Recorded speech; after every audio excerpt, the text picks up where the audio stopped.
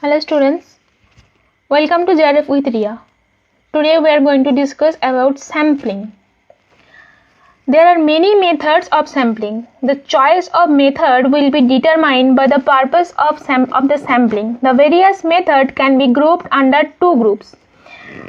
First is random sampling and second is non-random sampling. A random sampling is one where each item in the universe has an equal chance of known opportunity of being selected. There are different types of random sampling. First is simple random sampling. It is a technique in which sample is so drawn that each and every unit in the population has an equal and independent chance of being included in the sample. Several methods have been adopted for random selection of the sample. They are lottery method. This is the most popular and simple method. In this method, all the items of the universe are numbered on separate slips of paper of same size, shape and color. They are folded and mixed up in a drum or container. A blind fold section is made. The required number of slips are selected for the desired sample size. The selection of items does depend on the chance. Next is table of random sampling. As the lottery method cannot be used when the population is infinite, the alternative method is that of using the table of random numbers. The merits of random numbers are: this is a scientific method. There is a less chance of personal bias. It is more representative. When the size of the sample increases, it is representative of the population, as the law of inertia of a large numbers and the law of statistical regularity begins to operate. The sampling errors can be measured. Theory of probability is inapplicable if a sample is random. This method is economical as it saves time, money and labor.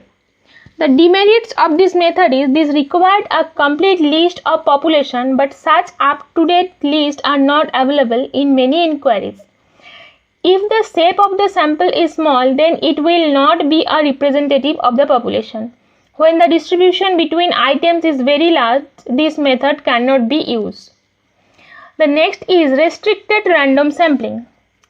The first restricted random sampling is stratified sampling. When the population is heterogeneous or the different segment or strata with respect to the variable of or characteristics under study, then it is stratified. First, the population is divided into a number of subgroups or strata. Each stratum is homogeneous. A sample is drawn from each stratum at random. There are two types of stratified random sampling. They are proportional and non-proportional. In the proportional sampling, equal and proportionate representations is given to subgroups or strata.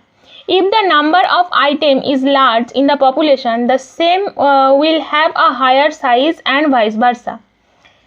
In disproportionate or non-proportionate sample, equal representation is given to all the substrata regardless for their existence in the population.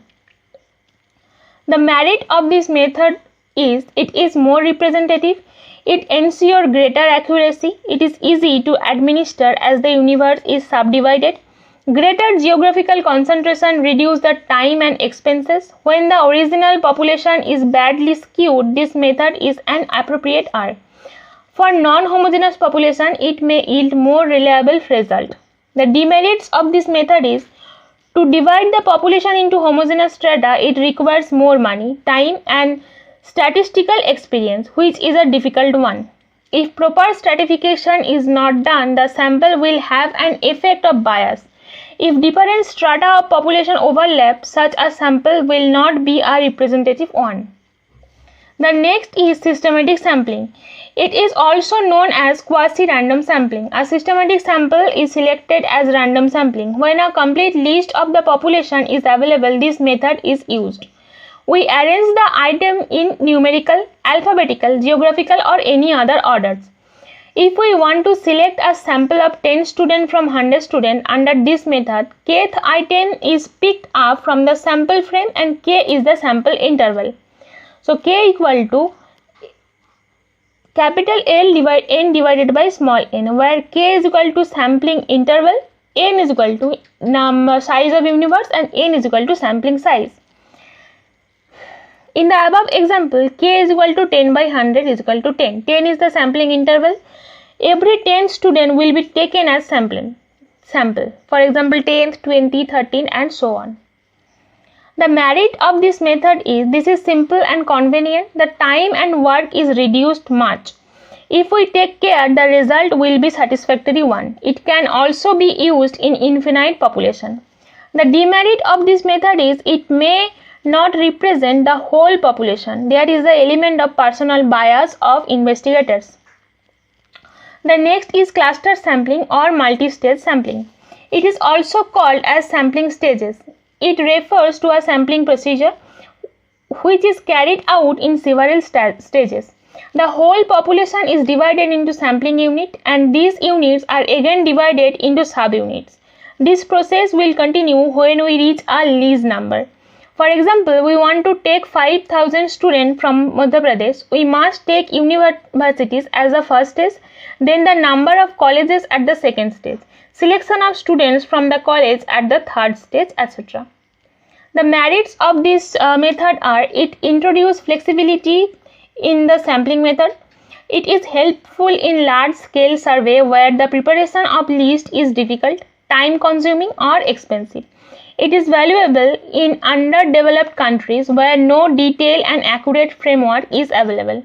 The demerit of this method is it is less accurate than other methods. Now come on to the non-random sampling method. The first is judgment sampling.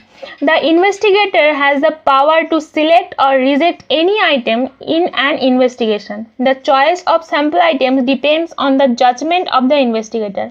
He has the vital role to play in collecting the information. For example, if a sample of 5 students is to be selected from a BCom class of 50 students for analysis the habit of picture seeing, the investigator would select 5 students who, according to his opinion, are the representative of the class.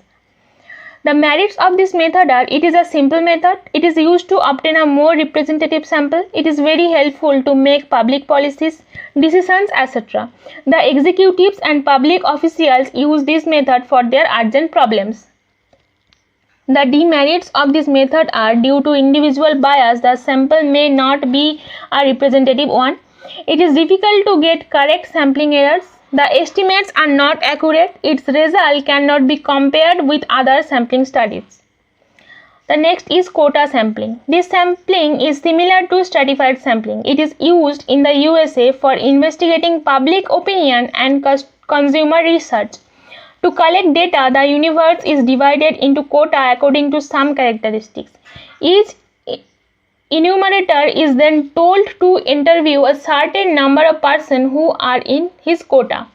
The selection of sample items depend on personal judgment. It is a stratified cum purposive sampling and thus has an advantage of both the methods.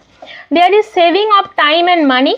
If there are a trained investigator, the sampling will give quite reliable result. Personal prejudice and individual bias are there. It is not based on random sampling and so sampling error cannot be estimated. And the next is convenience or chunk sampling. Chunk is a convenient slice of a population which is commonly referred to as a sample. It is obtained by selecting convenient population unit. It is suitable when the universe is not clearly defined, sample units is not clear, complete source list is not available. A sample obtained from automobile registration, telephone directories, etc. is a convenient sample. The result of this sampling cannot be representative. They are unsatisfactory. They are biased, but they are used for pilot study. Okay, that's all for this session. Thank you for watching. Keep watching and keep learning.